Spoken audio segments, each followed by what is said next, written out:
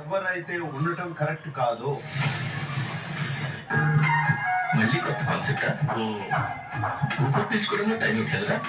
వాళ్ళ బొమ్మ తీసి డస్ట్బిన్ లో పడేసి ఎందుకు అని చెప్పాలి. ఓకే ఓకే అర్థమైంది.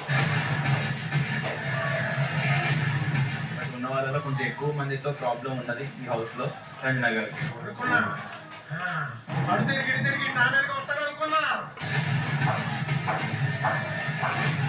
సంజన గారు సార్ అందరు నన్ను మింగుతారేంట్రా? అందరు నన్నే మింగండి, అందరు నన్నే మింగండి వచ్చి. సపోర్ట్ లేకపోవడం కానీ అందుకని నాకు సంజన గారే అనిపిస్తుంది సార్. గన్నెత్తారా కాల్చేసి అన్నమని జైలుకి వెళ్ళిపోతా. నాకు గన్నెత్తారా? నామినేషన్స్ లో ఇదే మాట, టాస్క్ లో ఇదే మాట, కంటెంట్ లో ఇదే మాట. నా ఇష్టం కదా, my chai, my opinion, my feeling, I know. మీకెందుకు నొప్పి? ఇప్పటికైనా కొత్త డైలాగ్ ఎత్తుకోరా నాన్న. ఏం చేయను, నేను ఎంతో ట్రై చేశాను, నా వల్ల కాలేదు. సార్ సంజన గారు, మీ ఊరి ఓటర్ లిస్ట్ తెప్పి చూసా.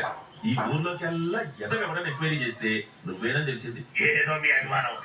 అదేమంటూ అంటున్నారు అనేది కొన్నిసారి ఆవిడకే తెలియదు సార్. ముందు నువ్వు పూర్తిగా నిక్క చేయడు. పిచ్చి పిచ్చిగా పడితే పడి రాస్తాయి. అంటే వాళ్ళు నన్ను హర్ట్ చేశారు, నేను మళ్ళీ హర్ట్ చేసేయాలి. All credits goes to my కులదైవం Yesunath. You mean Jesus? yes అందుకే నేను ఈ నుంచి తీసేస్తున్నాను. ఎవరి లెక్క చెయ్య.